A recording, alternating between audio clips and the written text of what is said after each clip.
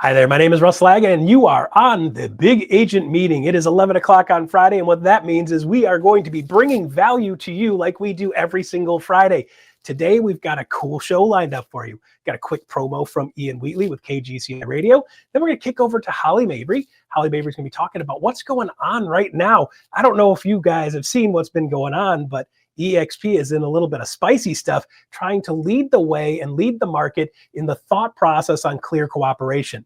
Our stance is we want to make sure all the sellers always have a choice to do what they need to do, and we need to make sure we're taking the best care of them. And the best way to do that is by having open, clear cooperation where everybody can see every property that's on the market instead of turning it into a rich guy's Easter egg hunt. So with that said, we want to make sure that we're doing the right thing and we're on the right side and making sure our customers and consumers are taken care of and they're told the truth. So we're going to be walking into that. Holly's going to be talking about that with you guys in detail and some forms that come along with that. I'm super excited to watch her have that conversation. And then we're going to kick it over to Bryon Ellington for Winning Client segment, talking about how do you guys put more business in your business. So with that said, here we go. We're going to kick it off. I always kick it off on Fridays with a market minute. Today, I wanted to hit you guys with something really interesting that I saw this morning, which is why I want to make sure you guys saw this. Starter home prices over the last 7 years up on average plus 87%. So when you look at going back to 2017, the price of a starter home in 2017 was $157,000. As you move forward, it goes 174, 191, 207, 223, and boom, look at that jump. 20 to 21. Going into 22, 269,000 is a massive jump in 1 year. And then another big jump, 30,000 plus in 1 year. So this is, guys, why we're talking about understanding where the market is, because we're at 293 now is the average starter home in the US. Now, there are some areas that are a little lower. There are some areas that are quite a bit higher than that. But on average, that's what you're looking at for a starter home. So when people are saying, Russ, you don't understand, it's really hard to buy a house these days. Yeah, I do understand because I've seen these numbers and I understand this math. So now knowing that, we need to make sure that we are communicating clearly with our potential clients and clearly with our spheres of influence exactly what's going on in the market, why it's going on. The good news is you see this flattening out a little bit up at the top. It is starting to flatten out a little bit. And there are a couple of pockets around the country, as we talked about last week, that are actually seeing inventories climb, like Fort Lauderdale. I'll be there in 2 weeks. Their inventories climb. They're about eight months supply of homes now, which means their house prices will probably soften and or flatten out or go down a little bit. So with that being said, we are still at a low supply of homes at 3.5 months supply of homes. Last number I saw was national number for February, 3.5 months supply of homes, which was up from 3.0 months supply of homes last year at the same time. So while it has gone up a little bit, it hasn't gone up a bunch of it. Right? So again, remember, you're going to need to be jumping north of that 5 and 6 to be able to get into a market that's softening and starting to shift towards a buyer's market. So here's the rub, guys. We've got buyers that have been like, I'm waiting for the market for the prices to go back down. Well, the bummer is if you've been waiting since 2017, you just lost a couple $100,000. If you've been waiting just in the last 3 years, you've lost $30,000, right?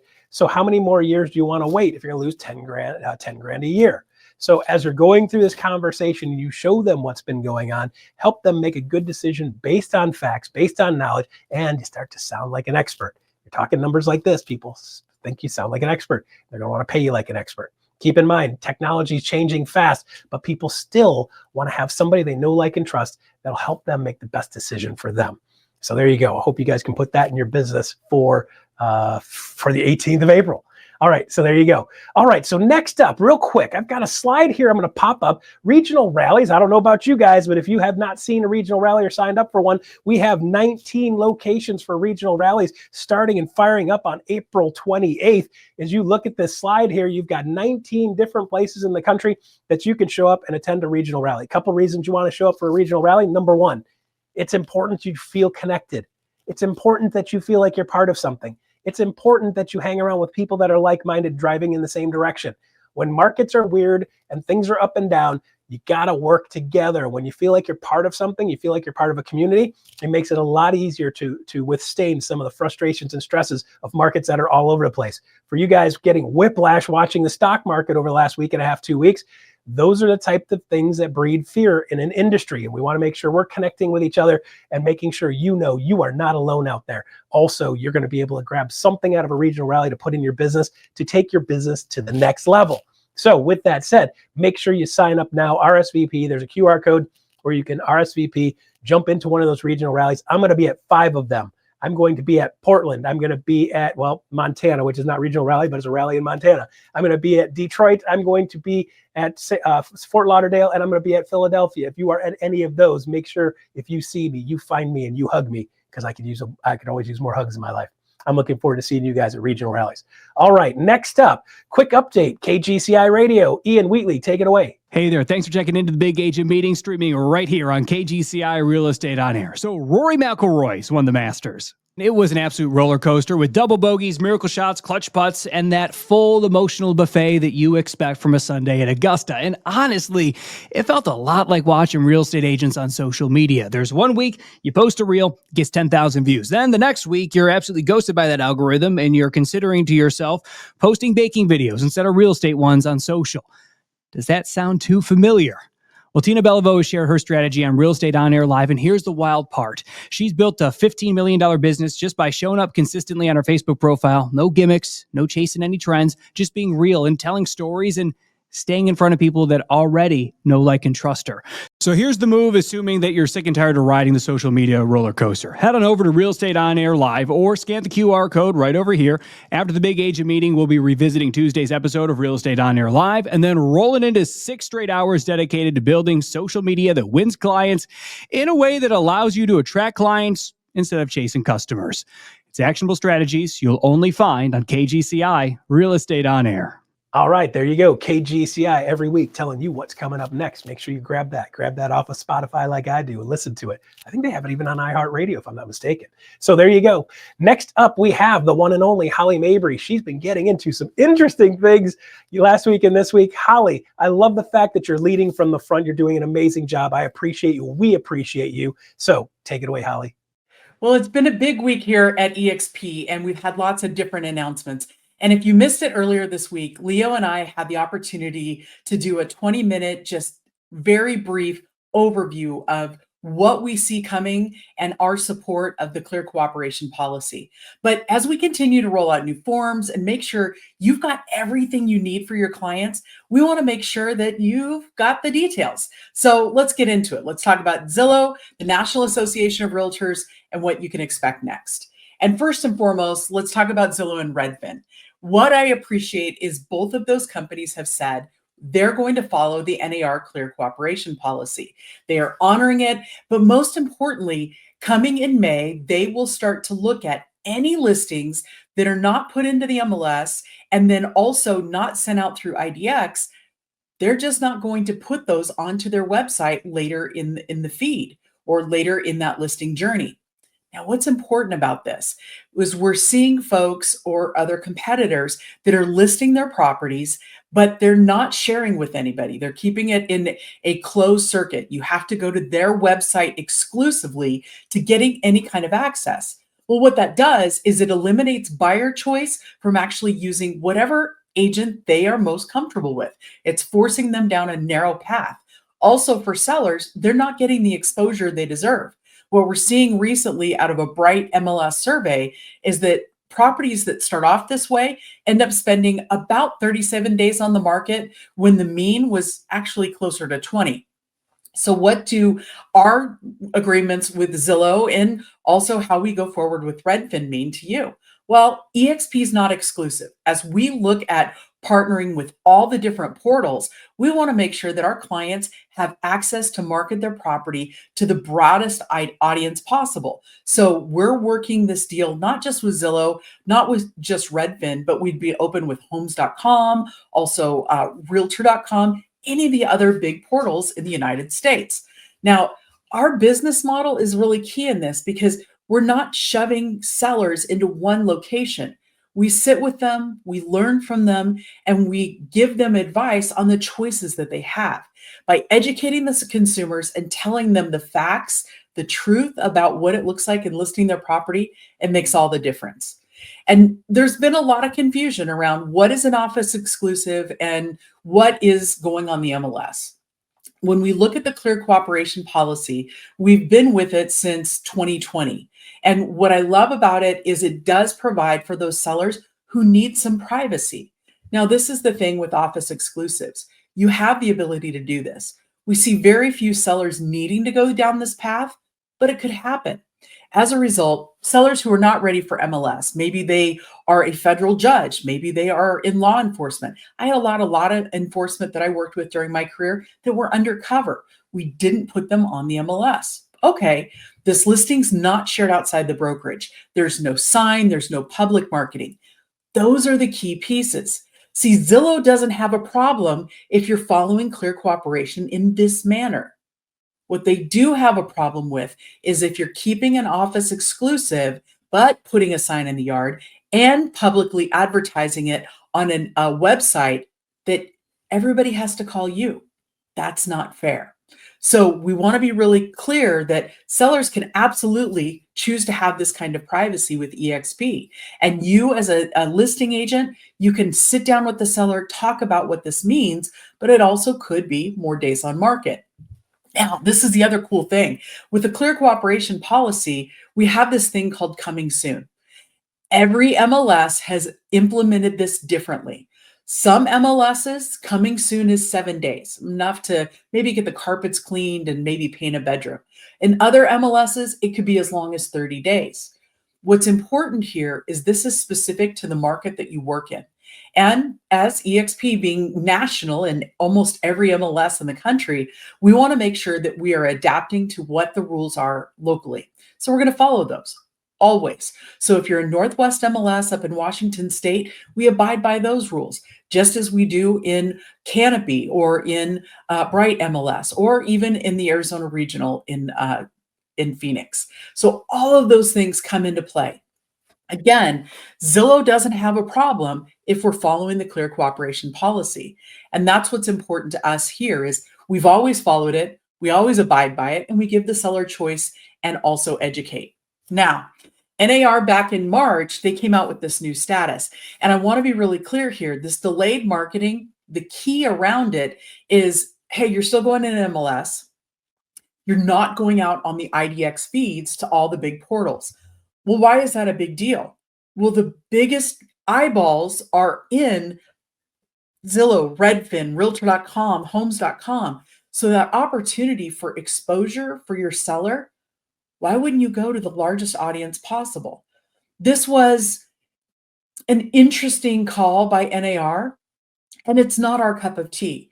When we're sitting with the seller, delaying from public marketing makes no sense. If you're going into the MLS, utilize coming soon and then put it on the portals where it makes sense. And that's where we are going as far as an office policy. So when we look at how we're going to go forward and how to empower you as you sit with your sellers, it's full access with their control. And what we mean by that is we're going to disclose at every step of the way what they can expect, what they can look forward to, and what sites they're going to be on. So as a result, we created this form. And oh, by the way, this was required with the new status that NAR created and also part of Clear Cooperation. That was part of the March update. This form is now available on eXp Realty and actually exptoolkit.com/sellers. It will be in SkySlope very shortly. We're really fighting to have this done for you by end of week. What's important about this form is it's a required disclosure. We wanted to make sure it was out there. And quite frankly, it's a really good idea. Hey, sellers, if you're not going to the widest market possible, you may leave some money on the table. We actually saw a Zillow report that came out earlier this year, $1 billion. $1 billion was left on the table by sellers over the last 2 years by not exposing their house to the widest market possible. That's pretty incredible. When you look at a market like California, it was even higher as far as not just $5,000 per deal, but as much as $30,000. And that's a really big margin. But also think about it. If you're in the lower price range, not exposing your property to the widest market possible, you make less, and you may not get the terms and conditions. So it's not just about price, it could be timing and other factors. So this form is going to be available to you as our agents. We're making it available industry-wide that anybody can utilize it. What's important here, and I want you to be super comfortable with, is we're not requiring it. We're going to strongly suggest it because by September 30th of this year, it is going to be one of those things we're going to see required for anybody who does not go full marketing. And this is what's so important. So we're going to be ahead of the game. You're going to have better conversations. So let's talk about when you would use it and why you should have it in your file. Okay. We're going to update the SkySlope checklist. You're going to have it for listings or on the purchase and sale. So whenever it works best. So if you're putting a property in coming soon and you get an offer, that happens. Maybe the neighbor has been spying, watching all the people paint and do all of these things, and they come over with a bucket of money. No problem. Have the seller sign this form if they want to just sell to their neighbor. That's not a problem. Also, if you're on EXP Access, yes, we've got EXP Access. Sometimes our sellers need that privacy. We'll go ahead and have them sign that. Also, maybe the seller has already found their buyer and they're hiring you to assist them through the process. This is another opportunity you'd have the form signed, and just so they're aware, maybe they love that buyer and they just want to sell their house to them. That's great. We're not going to stand in the way, but we are going to make you aware. And finally, if you're working with cash investors, we do see circumstances where people are like, nope, get me out of here. I need to move on with my life. I've got a health issue. I've got a family issue, whatever it might be. Okay, cash investor comes along, you make the transaction happen because that's what the seller wants, but we're disclosing up front. Now, you can have this signed at time of listing. That's totally your call. Or when you're presenting the offer and the seller goes, yeah, that makes sense for me. I want to take that offer. These are two options. Again, this is not going to be a required form, but we want to strongly encourage you to leverage it to have better conversations. This is a very comfortable form to walk through with sellers so they understand, like, hey, they may have more time on the market. Hey, they may be missing out on other buyers and they may not get their terms and conditions. So it's really important that you get comfortable in having these conversations. It's funny, about a year ago, you and I were having the same conversation with our single property buyer broker. At the time, we were trying to figure out the NAR settlement and everything that was going on. What was so great about that time frame and us working together is we were able to be better prepared going through the summer before the changes occurred in August. Y'all, it's the same time, same tune, and a different form. We're just being prepared for what we know is coming. And that's the great news about all of this. So again, these are industry resources we are happy to share with anybody. Please share this with anybody you know, either in our company or maybe at another brand that may not have the resources. That's okay. We want to share with everyone. So exptoolkit.com/seller. It's got all of our forms on it. It's got all the other toolkits as well as trainings and then other resources that you might tap into. Everything from, gosh, what's going on in the market, who's weighed in on the Zillow move, which has been the CFA, the Consumer Federation of America, as well as, the Zillow release and also what you can expect coming next. That is a living site and we're constantly updating it for you. If you have any questions, of course, we're always here to help. Please reach out to your state broker team, or I'm just a phone call away on Workplace. Thanks, guys. All right, there you go. Holly Mabery, thank you for everything you're doing with EXP. I know being the tip of the spear is challenging sometimes because they stab stuff with you and you're at the front of that, and sometimes it hurts when you're doing it. But we appreciate you being out in front and fighting the good fight to make sure we're doing the right thing by our agents, by doing the right thing by agents in other companies, and by doing the right thing by consumers across the board. So thank you for everything you're doing on that. All right, so with that, next up, real quick, we've got a 5-minute segment talking about Build-A-Sign. If you guys don't know what Build-A-Sign is somebody we work with consistently at EXP, and they're going to show you guys what they're all about and what they have for you that you can put in your business now. Build-A-Sign, take it away. Hi, everyone. It is your favorite Build-A-Signer, Alex Hackney here with Jen Hall. She is one of my favorite EXP agents coming to us from Denver, Colorado. If you want to introduce yourself, Jen. Hey guys, realtor here in Denver, and I love Alex. I've worked with her several times at Build a Sign, so just here to Oh, give you the details. I'm blushing, Jen. Thank you so much. I know we've known each other for a few years now. You've been such a Mhm. loyal customer of ours. And yeah, I'd like to just kind of start things off with hearing from you on what you love from Build a Sign and kind of what keeps you coming back after all this time. Yeah, so when I first became a realtor, obviously it was, figuring out signage is like the hardest part, you think, when you're becoming a realtor. You forget about clients, you start focusing on things like that. But so figuring out signs, and I kept running into like, I would order signs and I would expect them to look a certain way, and then they wouldn't.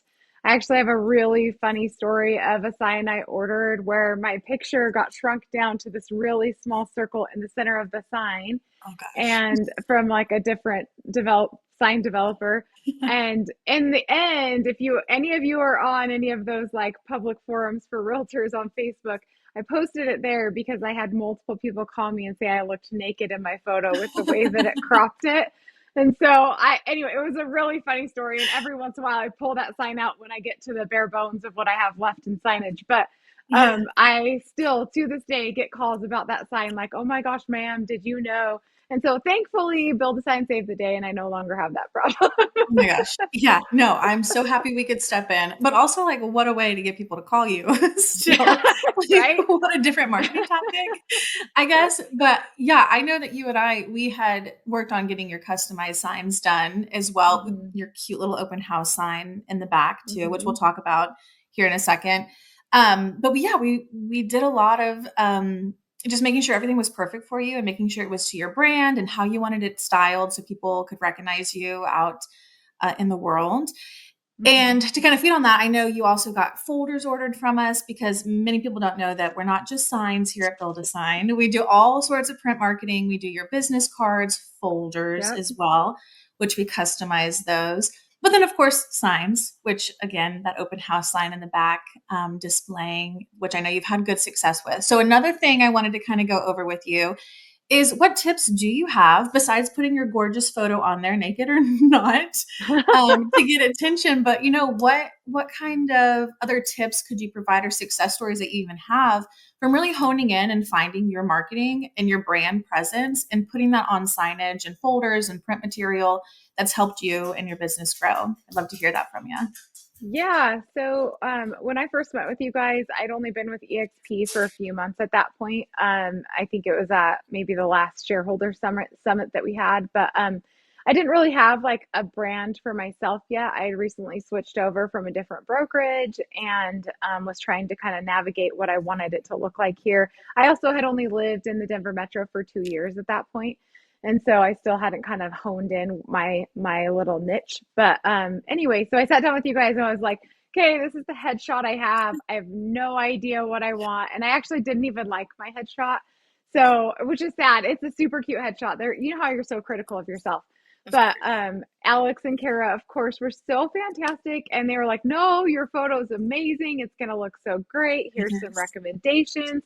And I feel like I really kind of fell into like accidentally a really awesome sign, and it really wasn't because of me. It was just because of like advice that you guys gave me as we were building it. And the funny thing about that is, fast forward, I just had this client move here from New Jersey. He's a United pilot, sold his house in New Jersey, and he texted me one day. I love them, they're some of my favorite people. But he said, hey, our realtor out here has this really fancy sign that has her picture on it. Do you have signs like that? And I was like, I absolutely do. So I sent him a picture of mine, and he sent me a picture of hers, and he was like, yours is better. Yes. So Yeah, even my clients recognize the difference. And part of what I I love love it. about having like the signs the way that I do is, the biggest thing in real estate is name recognition and face recognition. When people see me, I've actually multiple times had people come up to me and been like, oh, I follow you on social media, or and it's because of things like this that Yeah. people are able to like connect me to the person on the sign. Yeah, yeah, that's such a good point. And speaking into that too, just like the recognition of things and even following you on social media, you utilize QR codes on your signs, which I think Mm-hmm. is Mm-hmm. can be such a smart idea. Have you found Mhm. success just personally with having the QR Yeah. codes on your signs? Yeah. Yep, Okay. I actually just had a listing appointment last week. I listed a house, and a few days later, I got a phone call, and it was, a lot of agents spend a ton of money on postcards to neighbors and stuff like that, and certainly there's value in that. But how easy is it for the neighbor to be walking past my sign, see my QR code, scan it, and give me a call? And that's Yeah. exactly what she did. So, Yeah. Oh, I love that. Well, thank you so much for sharing. It's always so good to connect with you. And thank you so much for sharing such kind words about us here at Build a yeah, of Sign. course. No, I really appreciate it. And to all the lovely EXP agents out there, please don't hesitate to reach out to us if you need help with customization like Jen. We're here to make sure all your signage needs and print material is perfect. So you can find us on exp.buildasign.com, and we are here to help. Thank you again, Jen. Thanks, Alex. All right, there you go. Build a Sign, one of our solutions at EXP. Make sure you grab what you need from there and start using Build a Sign because they do an amazing job for us. That's why we have a partnership with them. All right, so next up, we have Bryon Ellington with the university update. And then he's going to kick it straight over to Nikki Miller. And they're going to have a conversation about how to put some stuff in your business that you can actually get more home sales done with this year. Take it away, Bryon Ellington. All right. Thanks, Russ, and good morning to you. Good morning to you all. I read something the other day that I wanted to share with you, and it's from Kira Cass. She wrote, "People who give the best advice often have the deepest scars." That's very true for me in my life and the people who I've learned from.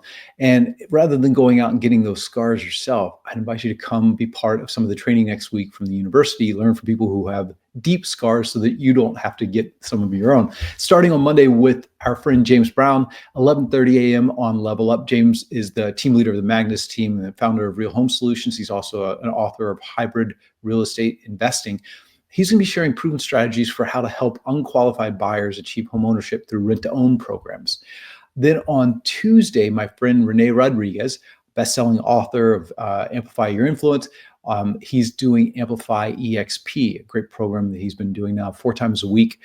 He comes on and helps EXP agents with their sales skills, with their influence. This time around, next Tuesday, he's going to have Brian Galkey on his show. And this is going to be a good one. It's on reading faces.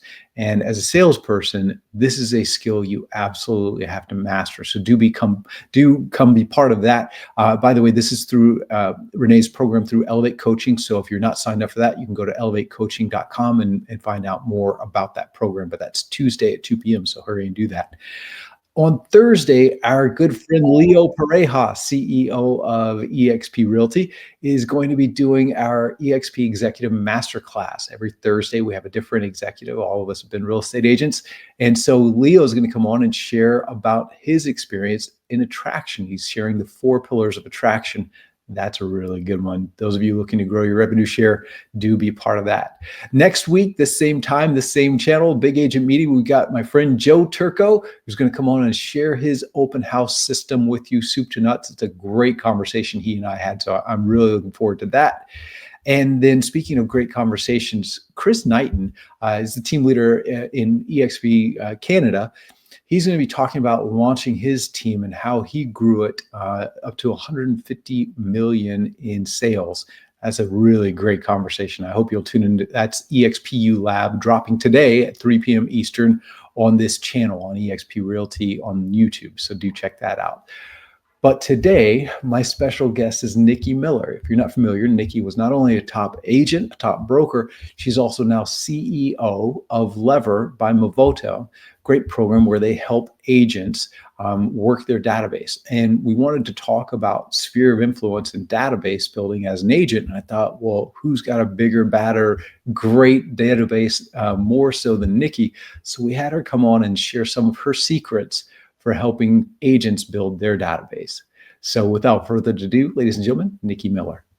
For those not familiar with you, do you want to give a brief introduction of you and your pathway to where you are today? Yeah, how far back do we go, Bryon? Start with getting into real estate. Where'd you come from before real estate? I always sort of say I grew up in real estate, but my life before that, I got lucky and found what I loved early. I started when I was 22, but immediately before that, I got the by a stroke of luck, when I was really young, when I was in college, I got to be a sideline reporter for the NFL, which, by the way, is the best training that anybody could ever go through. Like, I wish that everybody got to go through the training that I got to go through doing that for a number of different reasons. But it was the coolest job that I knew I didn't want to do for the rest of my life. A really cool experience that I knew I didn't want to do forever. And so I got to be a sideline reporter for an NFL team for 3 seasons, and then decided I didn't want to do it forever. So I went to the library one day. I always have such a vivid memory when I tell this story, Bryon. I went to the library one day and I was very clear. As a sideline reporter, the job sounds really cool, but you also don't make any money. Like, you're making basically below minimum wage when you factor in the travel and when you're early in the game, when you're doing all your own hair and makeup and clothes and all of those things. And so I said, no, I don't love it enough to do that for nothing effectually. So I said, well, what do I actually want to do in my life? And I said, I want to be in control of my own destiny. That's really what it was.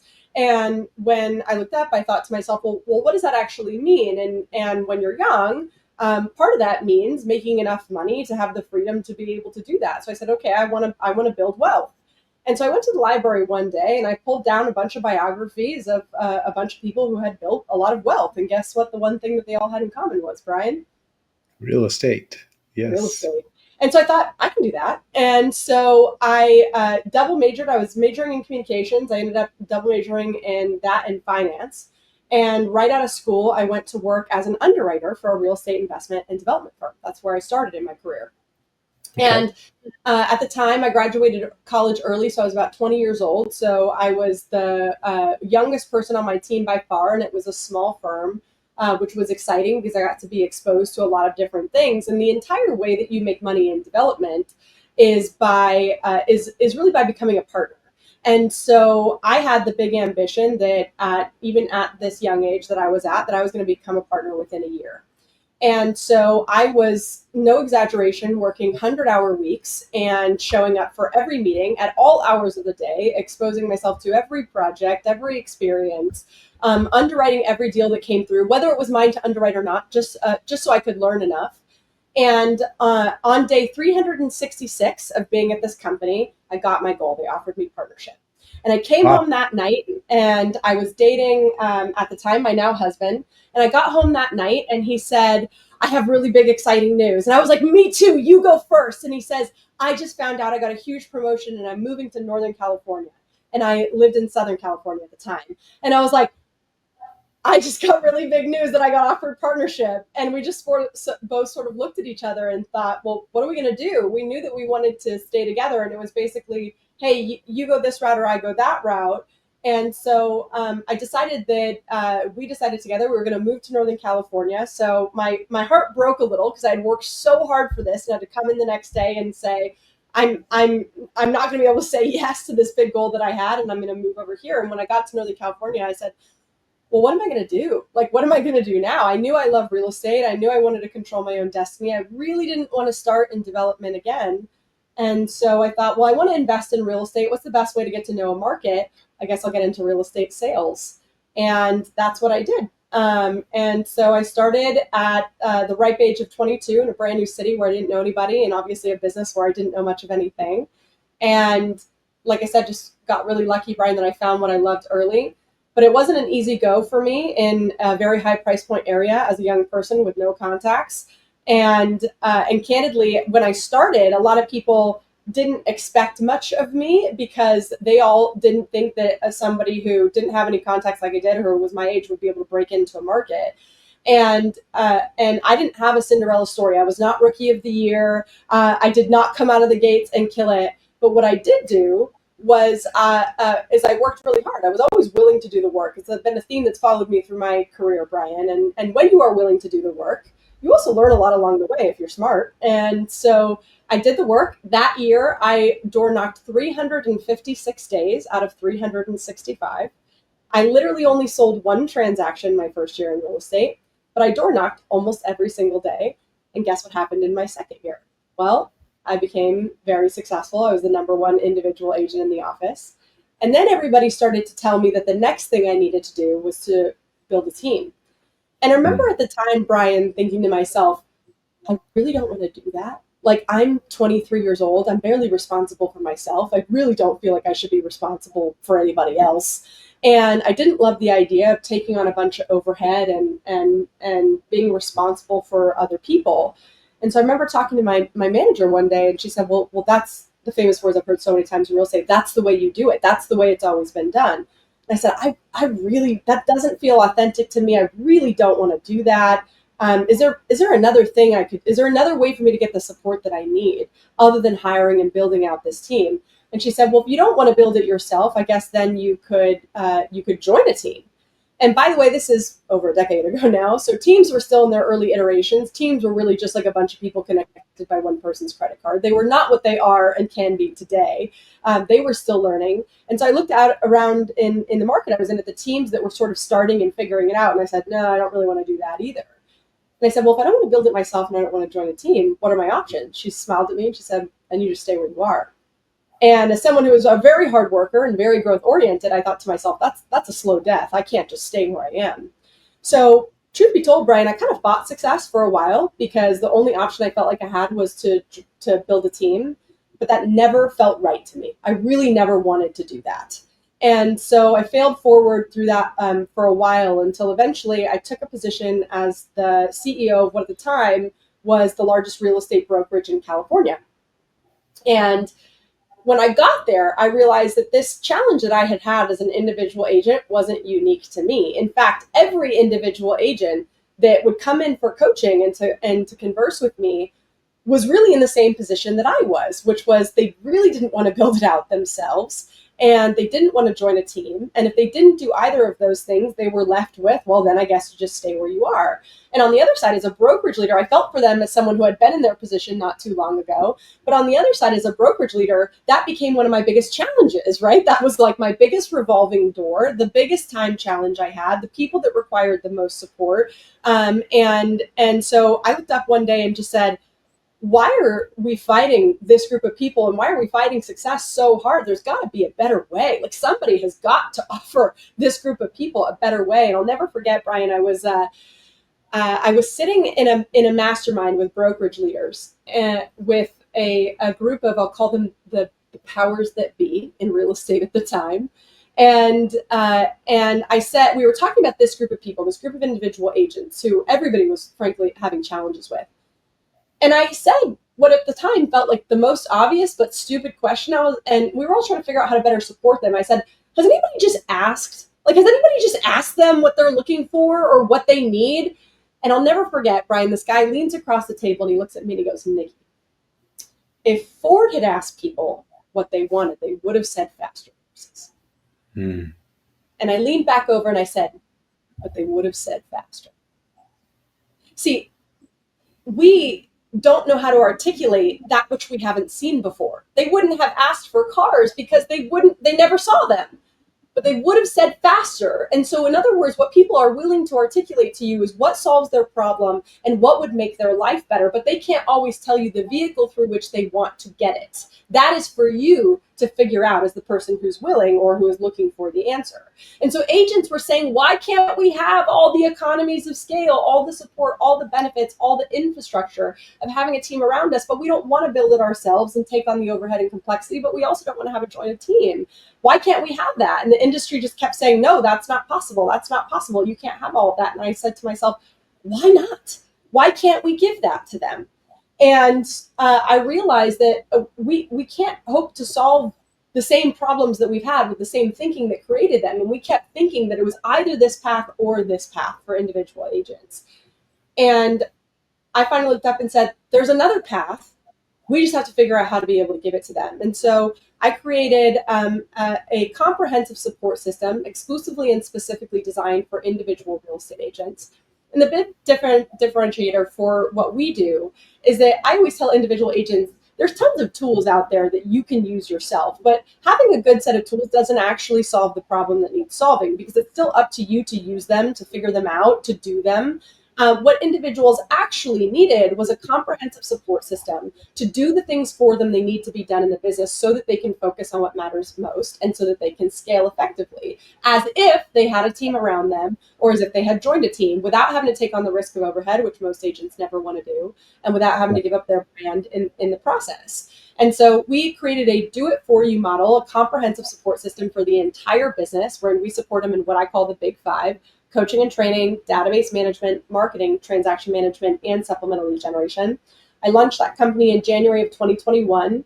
Had a lot of people told me I was crazy, that it was the wrong market, that it was the wrong group of people, that it was a bad business model, that it wasn't a good idea, that people who innovate in real estate don't look like me, which at the time is an under 30 self-funded female. I was certainly not of the majority trying to create waves in real estate.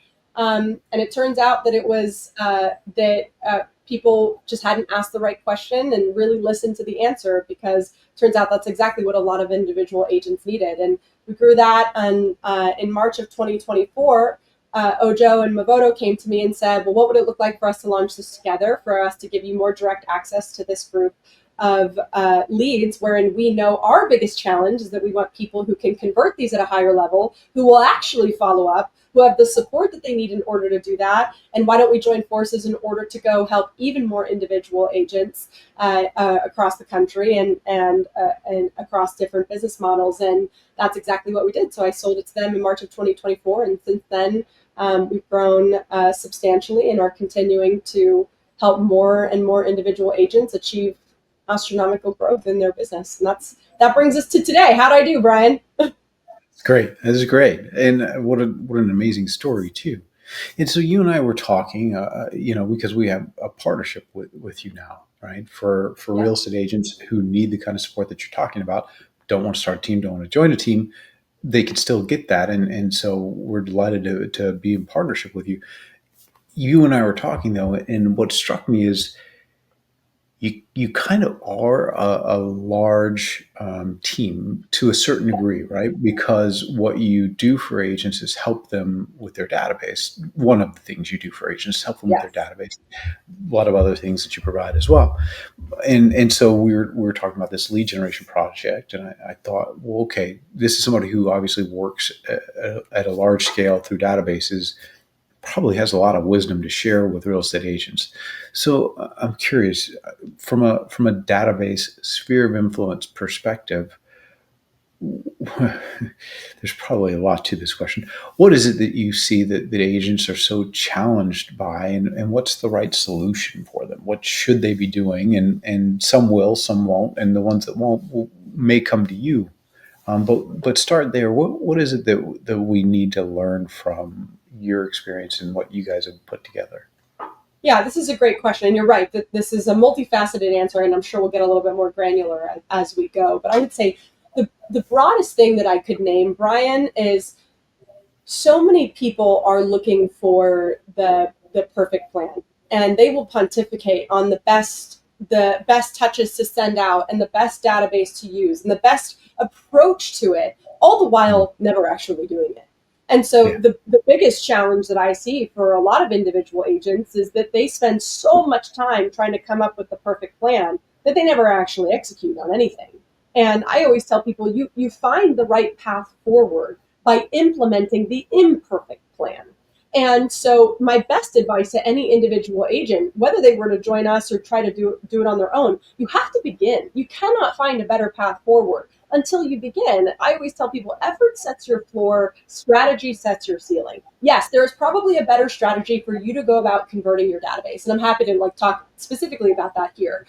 But until you begin, it doesn't matter. You can have the best strategy in the world, but if you don't implement it, nothing is going to happen. You're not going to get anything about your database and get anything out of your database. And I hear people all the time, give me some version of I'm getting ready to get ready, right? Like, oh, I plan this year to perfect my database, or this is the year, Bryon, I'm on my 10th year in real estate, but this is the year I'm going to get that database in order. I'm like, no, you're not. If you haven't done it yet, you just aren't going to do it. So the number one question I get asked, especially because we manage so many databases, we have 50 different databases that we'll support. But so many people are like, which one of those is the best one? I'm like, the one you use. That's it. I don't care if it's a spreadsheet. I don't care which database it is. Like, the one you use is the best one so long as you will use it. Sure, once you start using it, there are some that I like better than others that I think create more opportunity than others, several which, EXP is in partnership with. But like, the one you use is the best one. And until you can master that, I can't hope to give you a better strategy. Yeah, I would say hit the ceiling of limitations of whatever database software, then come ask that question. And Yes. and until you do, Lofty, Chime, and KV Core and FUB if you're a team, all of those are great databases. Just use one. Yeah, they will do everything you need them to do. Yeah, it's funny you say this. So I was just talking to a top agent who's friend and was chastising this top agent who shall remain nameless because they are amazing. I mean, they are doing like double-digit millions in volume annually for years and years and years. No database. Oh. And would readily admit it to me. I'm probably leaving millions in GCI on the table, and I'm like, no, you're not leaving millions. You're leaving tens of millions in GCI on the table, and also making your life harder because you're constantly in the hunt, the treadmill of lead generation, as opposed to working a database. Yes, Bryon, that's it. That's what I tell individual agents. I'm like, the reason this feels like such a grind for you is because you don't implement any system that allows it for it to be easier for you. That's the biggest mistake that I see, is that most agents are working so much harder than they need to be if they were to just get their database in order. So I'm curious because I wonder if there's an easy way to do that. Like for a lot of agents, the thought process as to why, or maybe the excuse as to why they haven't built their database yet, is because I got to sit down, I got to clear my schedule, and I really got to like focus, right? First, I'm going to have to do all the research and the legwork of figuring out which database to use. Okay, we just talked about that. But is there an easy way that you found to teach agents about how to just go about building that database while you're in the chaos that is being a real estate agent, a successful one? Yeah, the tons of ways, but I'll give you sort of my top two strategies that I were to give to anybody inside or outside of our organization who's an individual trying to go about, not only, because you said building, which is very important. And by the way, some people say like, oh, I'm in the process of building my database, to which I'll say, well, welcome to real estate. You will continue being in the process of building your database until you choose to stop doing real estate. That is always the job. You should never look at that database and say, I'm going to put the football down on this thing. I'm done. You're just not. You never are. Anybody who you meet with a pulse and an email or a phone number needs to go into that database. Every single person. So that's the first thing. It's everybody you come across, whether it's on your social media or you meet them at the grocery store or you met them actively prospecting, i.e. open houses or door knocking or whatever your chosen lead generation lever is, you need to get those people into your database because you will forget about them. You absolutely will. It's not if, it's when. And I always tell people you have to approach every day in your business as if it was day one. This is Jeff Bezos' principle. But if you read his shareholder letters, he's got this great concept that I love called this day one mentality, which is basically, in short, you approach your business as if it were day one every day. Well, what did you do in your real estate business on day one as it pertains to your database? Anybody who you knew ever in your life, you put them in your database. You were like, I'm going to get everybody in there. And by the way, there was only like 45 of them. And then every time you did anything prospect related, you would get them into your database because you just didn't have that many. But as we go faster and as we get busier, we tend to get lazier or less consistent as it pertains to that database. You can't do that. That is the most important thing that you could do so that you continuously follow up with everybody in there. And then you said something else, Bryon, which I hear a lot, which is people are like, well, I got to get it cleaned up or I just got to spend one day getting in front of everybody and seeing where they are. I'm like, you're never going to do that. By the way, good luck finding a day. You said it earlier, like I've got 4 kids, I've got a big job, like everybody has life. You're never going to find that one day. If you haven't found it yet, you're not going to find it. So here's what you can do. You can put out touches that I tell our agents all the time. We use a tagging system that relates to different types of communication, but none of the communication that we put out is so egregious that somebody would get it and say, Bryon, how dare you send this to me? And that's never going to happen in your database if you send out the right touches. You can send out really gentle touches that are just question based or inquiry based or interest based, that invite people to start a conversation with you. And no matter whether you talked to them last week or 10 years ago, are perfectly appropriate for the person who's on the other side. So you don't need to get it perfect. By the way, you won't get it perfect. We support hundreds of databases nationwide and have a lot of experience, and I still don't think we've perfected it. We're always learning based off what we learn and the feedback that we get. So just start communicating with it in a way that gets people to respond, and you will learn as you go. And then make sure that you do that on a specific cadence moving forward. What is the delta? So full information, okay. But why would one convert at 6% or better and one convert at 1%? The agent. That's almost always what it is. It's almost always the agent. In other words, we can only do so much. And I always laugh. Like, one of the things that our agents constantly ask for is, can you just get an ISA to call my database? To which I'll say no, because then they are building the relationship with us, not with you. That is the point. The point is for them to build the relationship with you, not with your call team, not with your VA, not with your AI, like with you, the human being. No matter how much we want to avoid it, this is a human business wherein we like to work and interact with other humans. So you need to give them a human connection. It can't all be digital. Yes, that helps. It is designed to create conversations with you. But Bryon, it is maddening to me how many examples I could give you of agents who we've sent out touches and they've gotten 100 email responses. And they'll come back to me and they'll mad, like truly angry at me and say, Nikki, I got 100 emails from people today, all wanting to talk to me. I'm like, yes, that's great. It's working. And they're actually mad about it. And they don't follow up or don't answer their questions or don't respond. And I'm like, oh no, right? So much of it has to do, does the agent do their part? Do they answer the phone when it rings? Do they pick up the phone when they should? Do they respond to the emails or the texts when they get it? And if they can't do that, oh, Bryon, there's not much I can do. Yeah, there's not much I can do either. So here you are, a massive database owner, and you built that one bit at a time, but also too, you built your systems one bit at a time. For somebody who's either an experienced agent, and by the way, this is really aimed at experienced agents, not new agents. My experience is, and I was just telling my team this the other day, is when we're writing this training, you have to write not to the newbie who doesn't know what you're talking about. They all know this. They know this. They just don't do it. And part of that is overcoming their head trash. And part of it is getting them to actually, start, right?